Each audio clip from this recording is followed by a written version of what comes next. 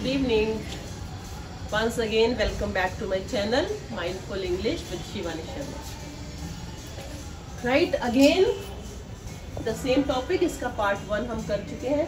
Subject verb concord, जिसको हम subject verb agreement भी बोलते हैं. यानी कि subject और verb के बीच में एक agreement होना चाहिए. दोनों को mutual understanding होना चाहिए कि वो singular है या plural है. राइट, उस दिन मैंने सिंपल से एक इंट्रोडक्शन दे दी थी फर्स्ट पार्ट में. आज उसी को थोड़ा सा आगे और बढ़ाते हुए देखते हैं कि आगे इसका कैसे यूज होता है. अगर आप देखने वाले स्टूडेंट हैं तो पहले आराम से बैठ जाइए. एक इससे पहले कि अपना टॉपिक शुरू करूँ, एक आपको मैं टिप देती हूँ. कोई भी लेक्चर मीन्स क्लास, कोई भी सेशन शुरू करने से पहले just take a long and deep breath. आराम से अपने आप को रिलैक्स करा करो. Just bring back your energies to yourself and then start doing something.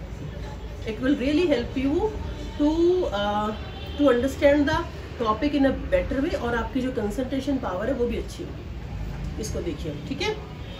चलिए आराम से बैठ जाइए. ठीक, चलिए. राइट, सब्जेक्ट वर्ब कॉन्कर्ड मैंने वर्ब का बता दिया है. और क्या है इधर, मैंने सिंगुलर प्लूरल लिखा हुआ है, यानी कि सिंगुलर एक वचन जिसको हिंदी में बोल रहे हैं, प्लूरल मीन्स बहुवचन, means more than one. Right, so उस दिन मैंने बता दिया था.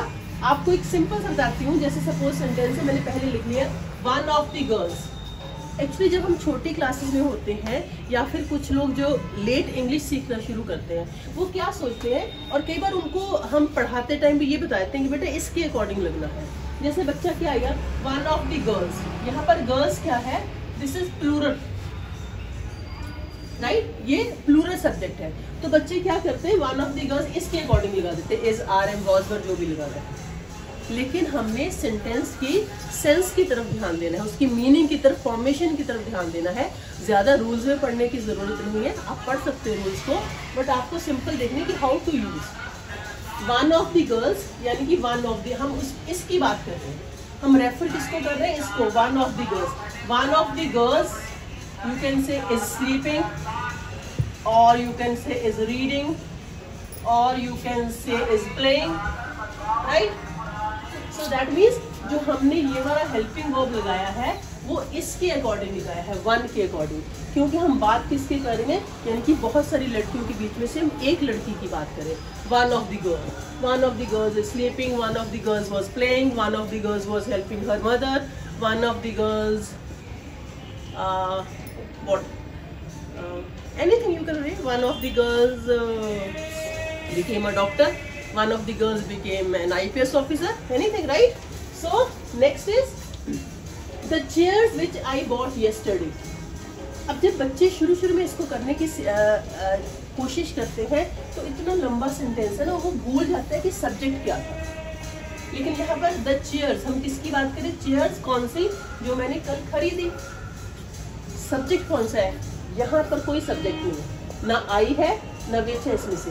कई बार क्योंकि इतने सेंटेंस को देखे तो आई बन जाएगा subject. Right, the chairs which I bought yesterday are really beautiful. तो रेफर किसको कर रहे हैं हम, चेयर्स को. तो जो आर लगाया है वो हम चेयर्स के अकॉर्डिंग लगाएंगे. आर भी प्लूरल हेल्पिंग वर्ब है और चेयर्स भी प्लूरल है. So what I am trying to say कि आपको देखना है कि हम कौन से सब्जेक्ट को रेफर कर रहे हैं. राइट, कौन सा है, मतलब सब्जेक्ट कौन सा है, उसके अकॉर्डिंग हमने लगाना. There is no student. अब ये इंट्रोडक्टरी सब्जेक्ट जो देयर होता है, राइट, देयर तो देयर इज वैसे एक इंट्रोडक्टरी है उसको. तो हम there is no student in the class, there is no girl in the class, there is no patient sitting there, there is no peon in the school playground. Right, there is no one in home, घर में कोई नहीं है. देयर is no one in the street, there is no anywhere. Right, तो हम किसकी, there is no student, तो हम स्टूडेंट की, एक स्टूडेंट की बात करें, तो इसलिए ये जो हेल्पिंग वर्ब है फिर इसके अकॉर्डिंग लगेगा. देयर आर नो स्टूडेंट्स, क्योंकि यहाँ पर स्टूडेंट्स की बात कर रहे हैं तो यहाँ पर हम आर की बात करते हैं.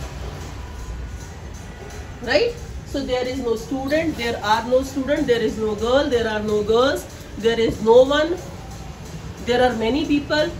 Right, there are many members sitting in the conference room. Like anything you can. और इसकी प्रैक्टिस करना हमारे लिए बहुत ज़रूरी है, आपके लिए. जब तक आप इसकी प्रैक्टिस नहीं करोगे, और कुछ what ever you read, just read it very consciously and write it very consciously so that you can know the formation of sentences, right? My sister and her friend. अब हम यहाँ पर किसके, अगर हम हर फ्रेंड, कई बार बच्चे ये भी मिस्टेक करते हैं, वो इसको ले लेते हैं, लेकिन यहाँ पर हम दो की बात कर रहे हैं, my sister and her friend, दो जनों की बात कर रहे हैं, तो इसका मतलब यहाँ पर भी हम जो सब्जेक्ट है वो हेल्पिंग वर्ब है वो प्लूरल ही लगाएंगे, ठीक है। तो मेन हमने क्या देखना है, जब भी हमने कोई सेंटेंस पढ़ना है हमने ये देख लेना हम किसकी बात कर रहे हैं, we are talking of singular और प्लूरल, राइट। फॉर एग्जाम्पल अगर मैं यहाँ से इसको रब कर दूँ, अगर मैं इसको रब कर दूँ, एक ऐसे कहते हैं honesty is the best policy, ठीक है। अब ऑनेस्टी को तो हम ना सिंगुलर में मानते हैं ना प्लूरल में मानते हैं, लेकिन इसके साथ हम जो है हेल्पिंग वर्ब वो सिंगुलर वाला ही लगाएंगे, राइट। तो बहुत ज़्यादा इसमें कंफ्यूज होने की, चिंता करने की कोई ज़रूरत नहीं है। We have to simply see the subject and then use the helping verb. एक दो मैं कुछ और सेंटेंसेस देख लेती हूँ, अगर मेरे पास ये जो बुक है इसमें, राइट। फॉर एग्जाम्पल अगर हम कलेक्टिव नाउन की बात करते हैं, राइट, एक second, for example if I से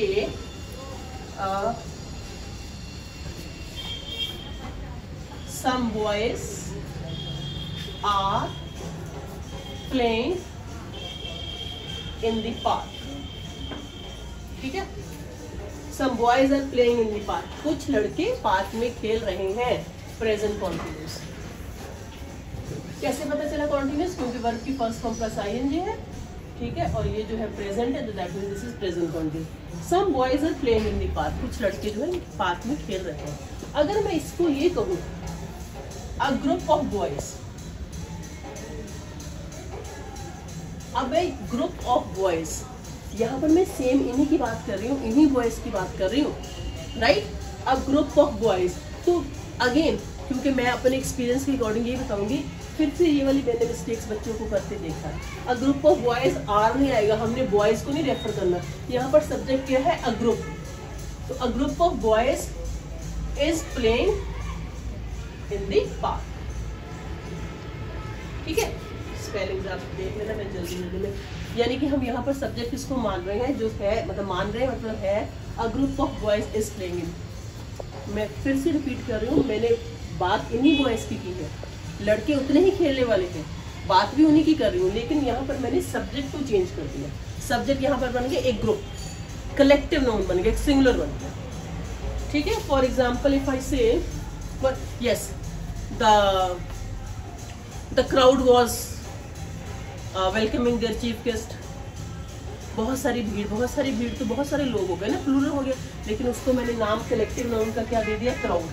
तो इसके साथ भी हम जो है क्राउड वॉज और इज जो भी, ठीक है। फॉर एग्जाम्पल अगर मैं इसको, अभी तक मैंने जो हेल्पिंग वर्ब्स लिए हैं वो इज आर एम लिए, वॉज वर लिए। अगर मैं हैज हैव हैड की बात करती हूँ, सपोज इसी सेंटेंस की बात करती हूँ, राइट। मैंने क्या कहा था अभी, सब ओके, मैं सेंटेंस चेंज करती हूँ।